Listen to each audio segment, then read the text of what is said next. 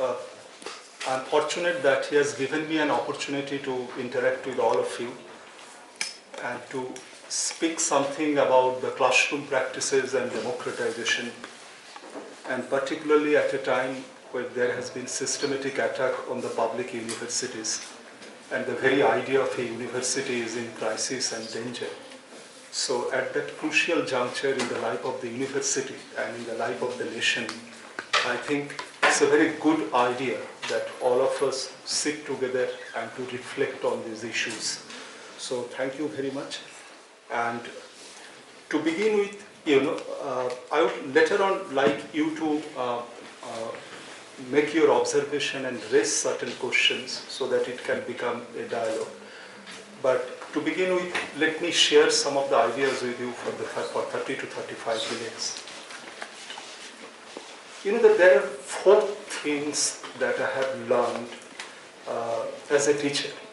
I have been teaching here since 1990, joined JNU in 1990, and then 29 years of teaching. There are 4 things as I reflect on myself that I have learned, and which I am very categorical about it, and without any hesitation I would share that, the 4 things that I learned.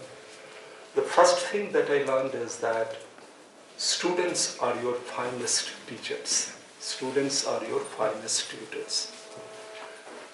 The day a teacher believes that he or she has arrived, that day is the beginning of the fall of the teacher. Because the very idea of a classroom is that far from being a reified, dead space, it's a living reality. It evolves every second, every moment, and every day. And in that intersubjective world of conversation and the dialogue, every moment, teacher grows with the student, and the students happen to become the finest teachers of the teachers.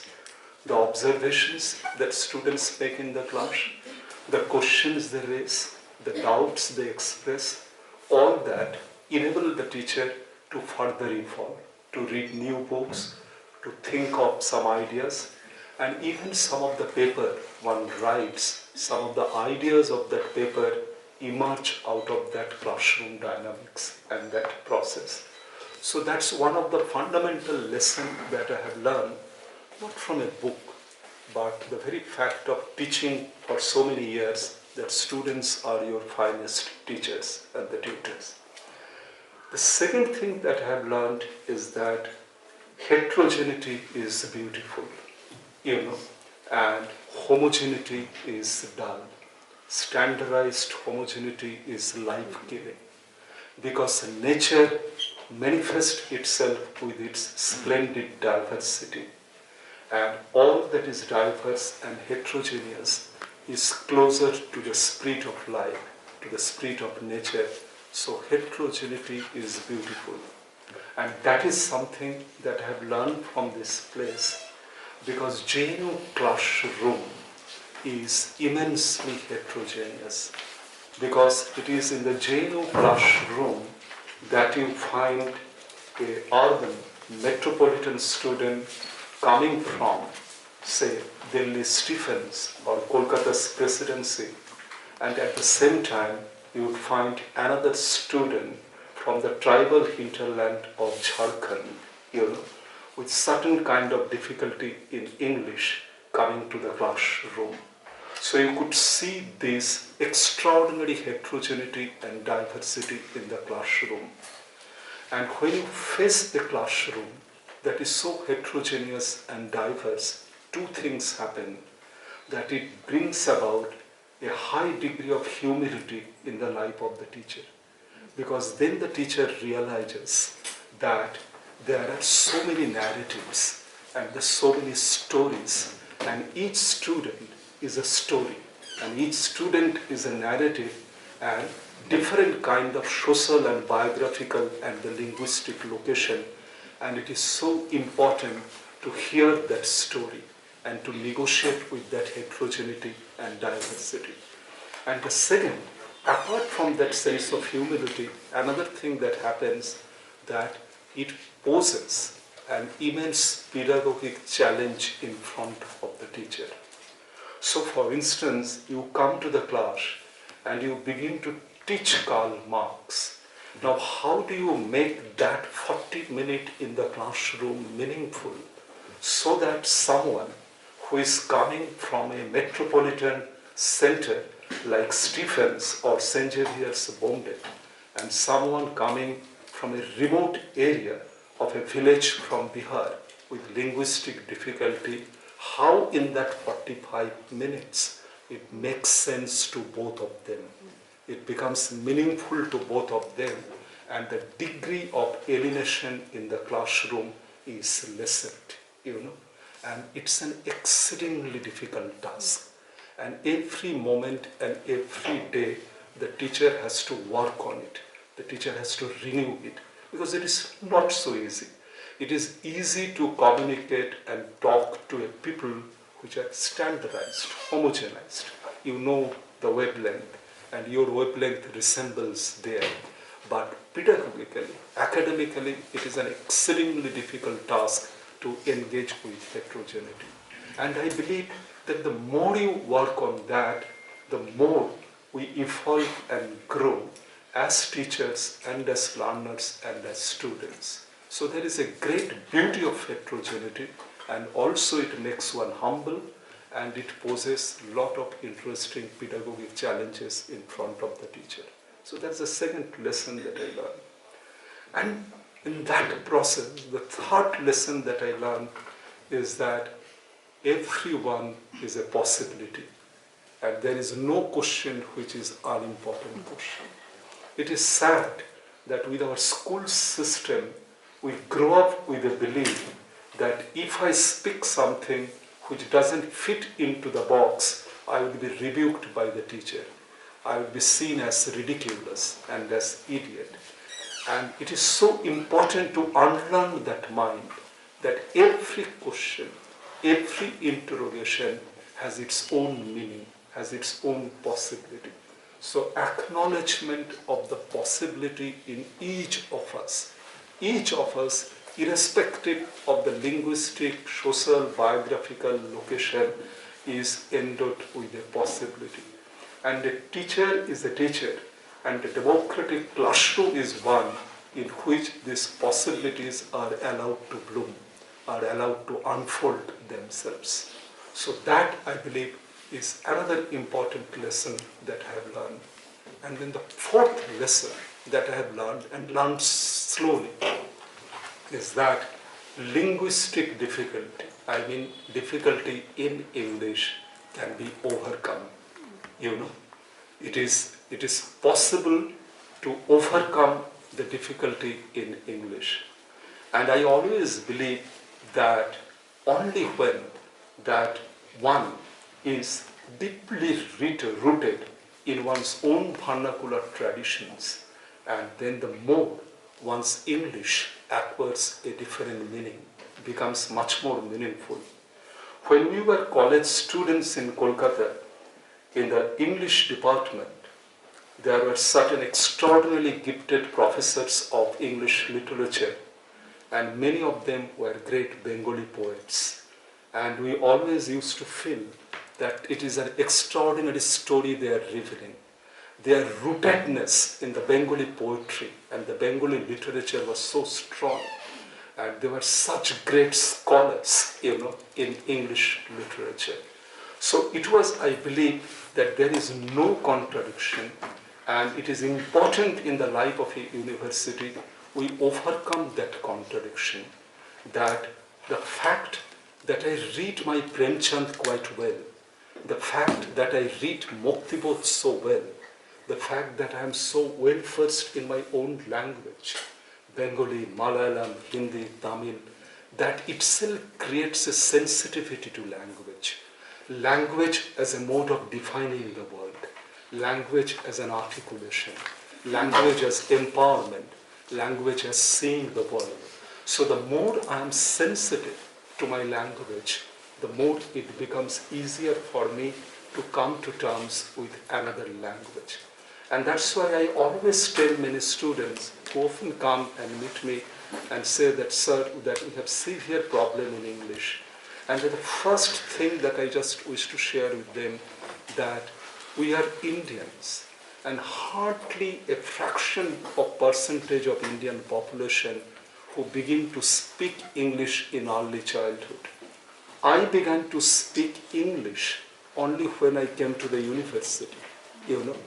We read English literature, you know, but the beginning to speak English only when you come to a setting of this kind, that your room partner is a Jat student from Haryana and a Bengali boy and the Jat student sharing the room, and all the stereotypes are being overcome, you know, and that is what JNU taught me, you know. Then I saw him not just as a stereotype Jat, or not did he see me as a stereotype Bengali. A fusion of horizon began to take place in the process of that interaction. And that milieu, cross-cultural milieu, that enabled us also to, for example, have a test in English, have a test in that language. So I would argue, and I would suggest, and I often tell many students who have this difficulty in language, that it is possible to overcome that. It is possible to overcome that, and for that one need not unlearn one's own language. As those professors I was referring to, extraordinarily gifted Bengali poets, and in the classroom they are just magical when they teach T.S. Eliot's poetry. You know, so this is what I'm saying, is that this blend, this rootedness in one's own linguistic tradition, and at the same time transcending the horizon. And I insist that it is very important. And one of the problems in India is that the way some of the schools have done, which in popular parlance we called merely English medium schools, you know, where also unfortunately certain kind of unlearning of our own language tradition has taken place. So an entire generation has been born, you know, who are not rooted in the vernacular language traditions. They have not read Premchand, they have not read Nirala, they have not read Tagore, and as a result suddenly they begin to believe that Chetan Bhagat is the best thing that has happened. You know? Now, so that I think is the poverty of imagination, and that poverty of imagination grows because of our lack of rootedness in language traditions. And that's why when we talk about overcoming that linguistic difficulty, as I am saying, that it is important that there is no contradiction. That's why the other day, one of her students, she was submitting her PhD synopsis, and she would be working on the Assamese folk theatre, and a beautiful synopsis. And then she showed me the synopsis, and at the end when I came, and I was just seeing the references. So I saw that there was no reference in Assamese language material. And I asked her that, do you speak and do you write and do you read Assamese language? And she said, yes sir, I do. So I said that definitely such a rich language, there must be and there ought to be lot of material in literary magazines, in little magazines, in Assamese books on Assamese folk theatre. Why do you deprive yourself of such rich heritage, such linguistic heritage and the literary heritage, only because somehow the university has told you that only thing that matters is only, for example, the cognitive and the cultural superiority of only one kind of language. So we have to unlearn that. And that's why I'm saying that we learn English, we would learn English better, and we would decolonize English only when we learn our own languages much more deeply and meaningfully. That, I think, is the fourth point, fourth issue that I just wish to suggest and share with you. I'll come to this again. Now, having said that, the four things that I have learned, now there are two other issues I wish to speak about, because all of you just joined the university, MA, MPhil, PhD student, 4 to 5 years. And it's a new life you have entered. Only yesterday, one of the students from Kerala after the class came to me, and she told me, and it was an eye-opener, she told me that I was feeling absolutely depressed. And then I went back to Kerala. And then again I came and I felt depressed because I feel that I'm losing my expression. I'm losing my own articulation. It is such a hard, rational place where, everyone seems to be competing with everybody. And all the time the discourse is centered on the right bibliography, the right references, And says that I feel depressed. And she says that I used to write a poem. It seems that I have forgotten now everything. And I do not like this place anymore. Now when that student came and told me that kind of thing, immediately what came to your mind is that why is it that our universities are becoming like this? Why is it that our universities alienate those minds, those sensitive minds, who may not necessarily feel always comfortable with the primary discourse that university privileges today. That is the discourse of reason, and that too in certain form of writing. All other articulations, all other expressions are being denied, are neglected, or considered unimportant. Why is it that in the classroom, instead of asking a question in a language heavily borrowed from the likes of Derrida and Lacan, a student doesn't feel comfortable and say that, sir, I would recite a poem, and that poem reveals a question that I am going to ask. Why this thing becomes so much of, as I say, the musicless, humorless, lifeless academics? Why do we create a place like this where the university loses its music, loses its poetry and humor, and only one faculty that is being given importance to is a very abstracted reason, very abstracted reason. But when we all realize that life doesn't move on the basis of only one faculty. In life, we think, we rationalize, we analyze, we observe, we see, we experience, and we feel. So thinking and feeling, reasoning and experiencing, abstraction and the concreteness, universality and specificity. We grow up, and this is the way we see the world, and we look at the world. Why is it that as a learner and as a teacher, we fail to evolve and sharpen all these faculties of learning, all these faculties of knowing, So in my theory class last semester, I just gave an illustration and it immediately came to my mind. So it was like, that Walt Whitman is writing an extraordinary poem, and it says that to me, every inch of space is a miracle. The sea is the miracle, the river is the miracle, and the mountain is the miracle. In other words, there is a lot of enchantment in the poet's eyes, that the nature is not merely a resource, which has to be instrumentally capitalized for the techno-developmental projects. So there is a wonder.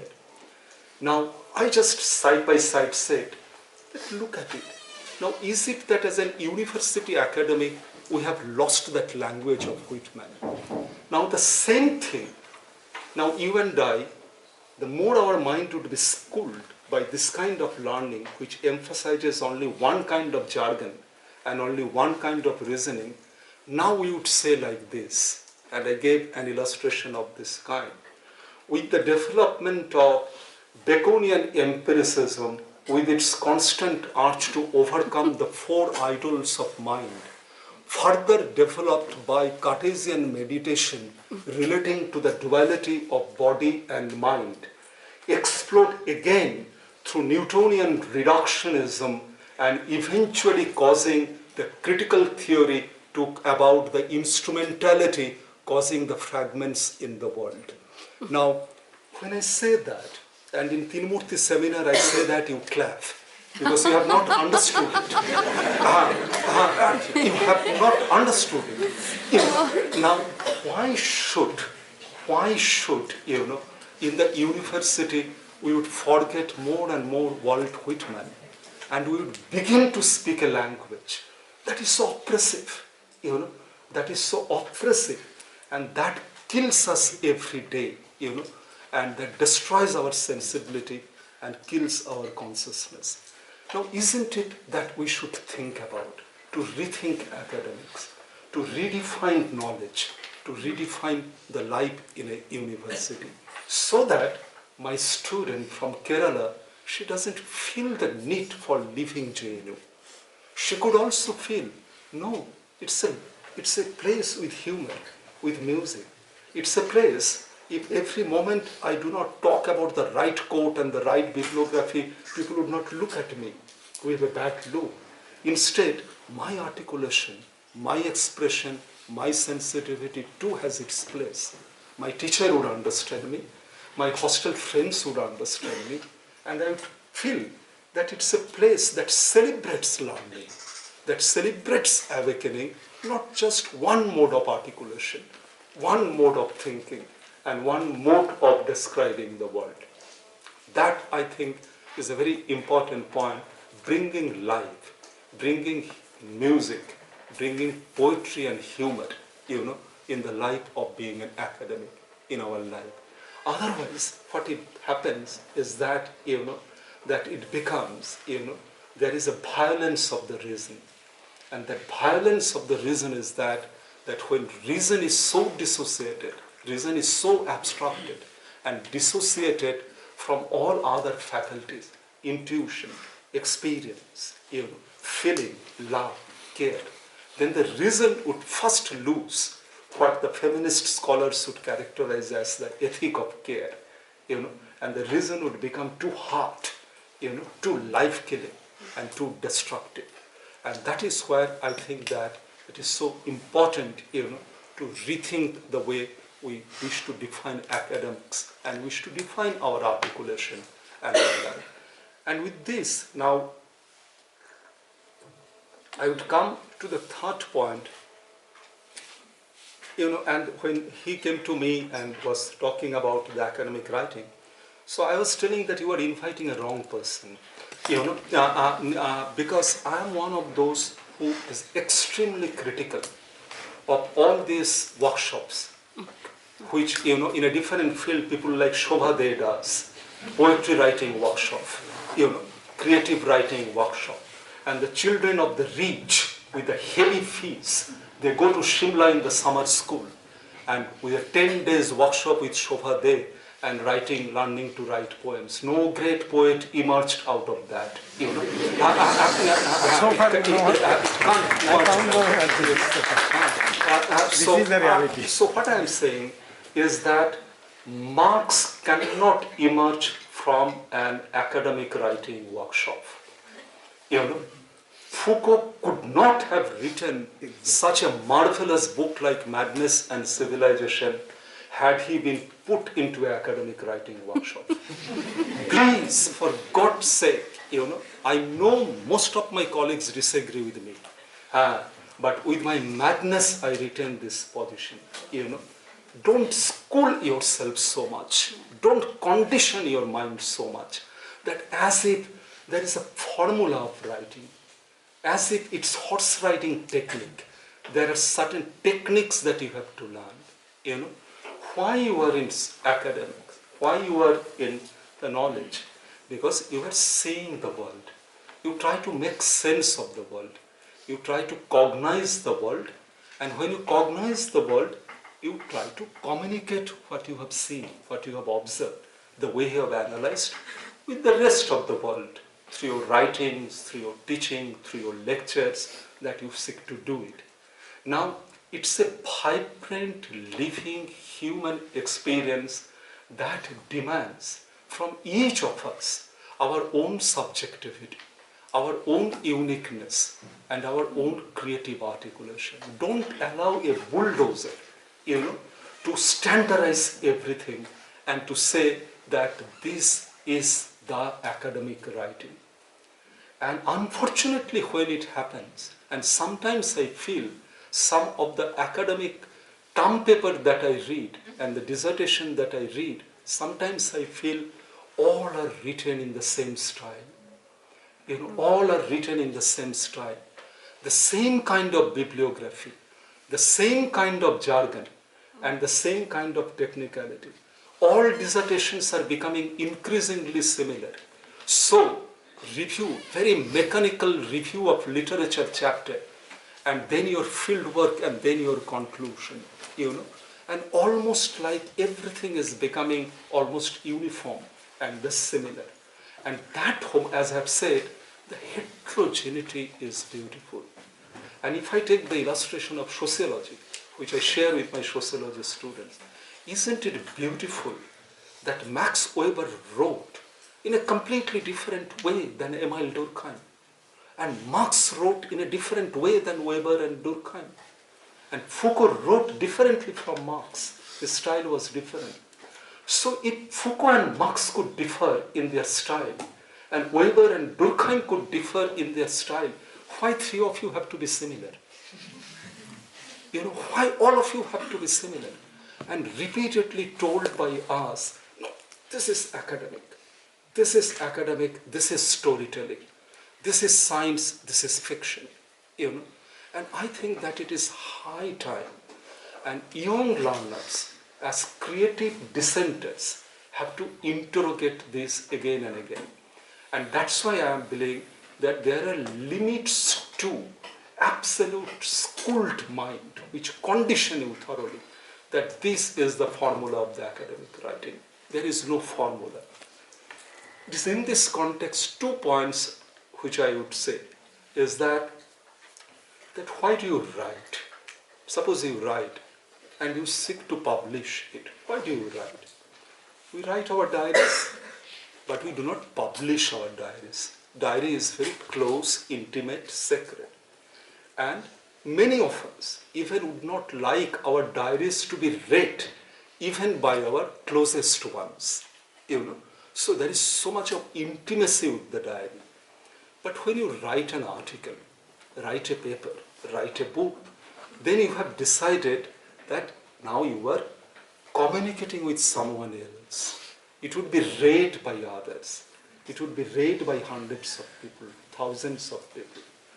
And as a result, you seek to communicate. You are not only talking to yourself, the way I write in the diary, now you are talking to others. You are communicating. So the first condition, I believe, of good writing is that it is communicative. It communicates, it engages the reader.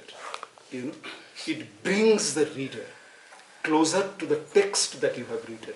The reader may disagree with all that you have written, but it engages the reader. So it ought to be communicative and engaging. A piece of writing, which is not communicative, which is not engaging, according to my definition, does not fit into the notion of good writing. I do not know French, but the English translation of Pierre Bourdieu that I read, and I have no hesitation in saying that he is a bad writer. According to my definition, he is a bad writer. He failed to communicate. He failed to communicate with me. He bombards me with certain kind of words, certain kind of jargon, which I feel could have been communicated had he been a good writer, in a much more meaningful way. But I believe that in EPM, Marx was one of the finest writers. Marx was an extraordinarily gifted writer in economic and philosophic manuscript because it touches and it communicates. And that is why Marx in EPM is such a fantastic writer. And herein lies my second point. Apart from that, he engages, he communicates. Now there is a beautiful blend of intellectual argumentations, philosophic argumentation, and the poetic flow, and the natural flow. And it is this blend of the two intellectual argumentation. So when he writes about alienation, or when he writes about the philosophy of money or the private property, he evolves arguments through certain kind of methods of historical materialism. He evolves arguments, he places those arguments with absolute brilliance and with logic, and then these arguments, these words acquire a soul. These words acquire a soul, character of its own. These words no longer remain, when we read, dry printed words. These words begin to touch. And as I always feel, Marx's words in economic and philosophic manuscript shed tears, have fragrance, So words are not just dull printed words. Words have fragrance. Words can shed tears. Words have beauty. And that's why he could write such a remarkable sentence. All the heavenly ecstasies seem to have been drowned into the icy water of egoistic calculation in the age of capitalism. A sentence of this kind comes not out of workshop for academic writing.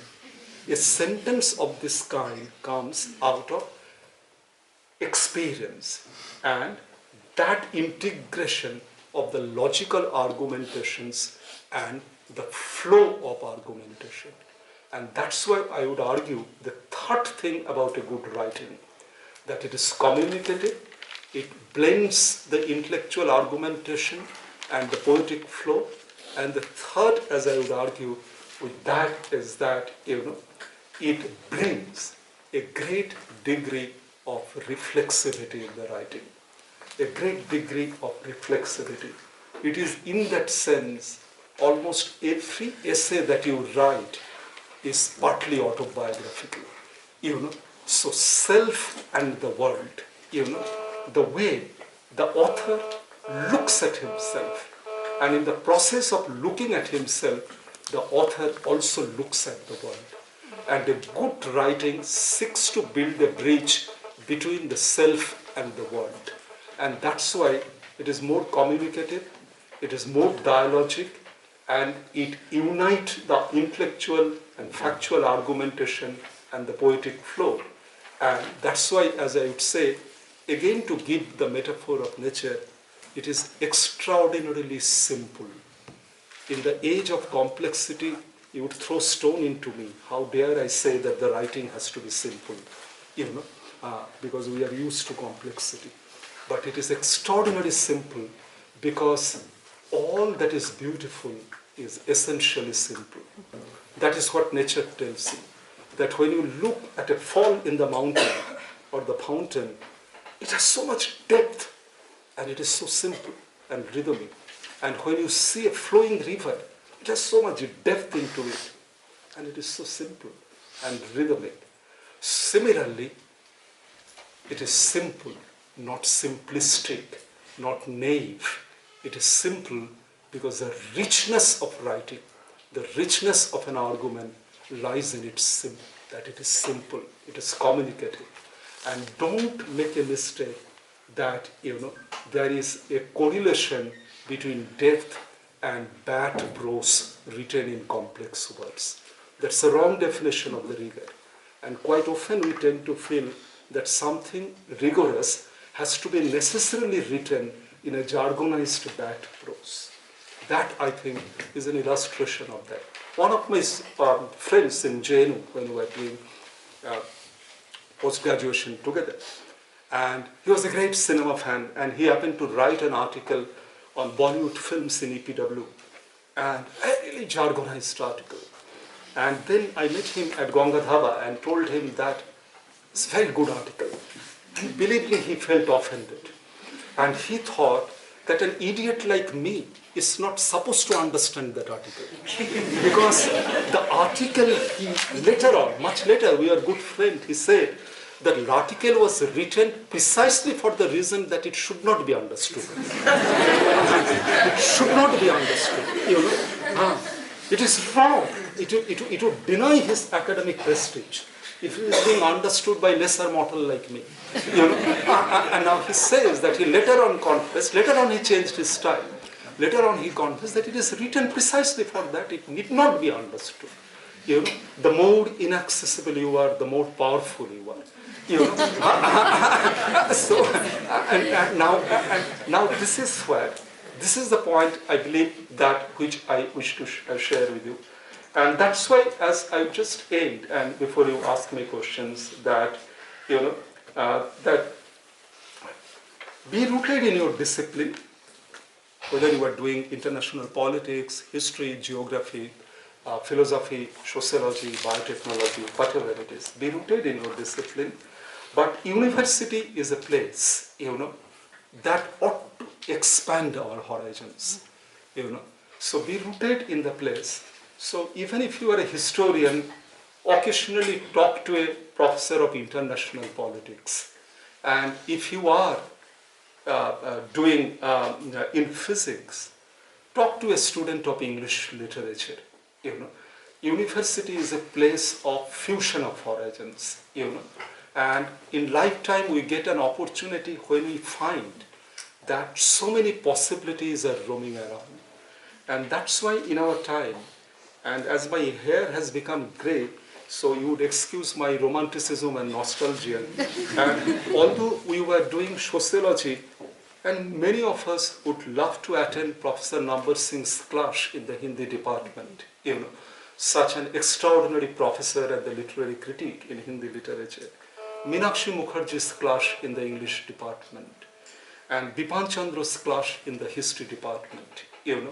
Now, I think that it's a place of constant negotiation and expansion of horizons, and that is where I believe that the more we strive for that fusion and keep our eyes open, and keeping the eyes open and keeping the windows open, I think, is a very, very important experience of being a learner. And when we keep that, and I often tell my students, especially sociology students, that don't take Durkheim, Weber, Marx, Foucault as just Bible, as if the world has ended there.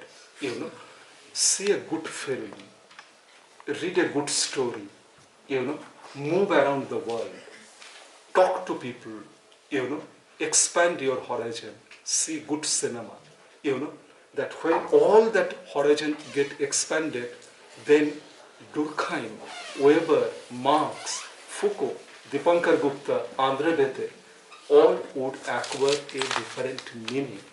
And it is very, very important for that fusion of horizons to expand once. And that's why my analogy, and I will just end with that analogy, the metaphor of being in the university or growing up as a learned person is essentially the metaphor of a banyan tree. Having deep, deep roots, that means you are rooted, whether it is history, whether it is literature, it is physics, but the very fact that you are rooted, that enables you to expand your branches into the sky. There is no contradiction between the two.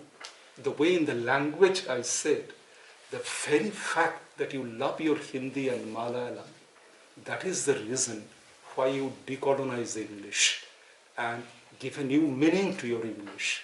And then English would become yet another language, like Bhojpuri, Maithili, Bengali, Malayalam, Tamil, And that is where I believe is very important to do that. And all the best, my best wishes to all of you, and thank you for your patience and listening to me. Thank you.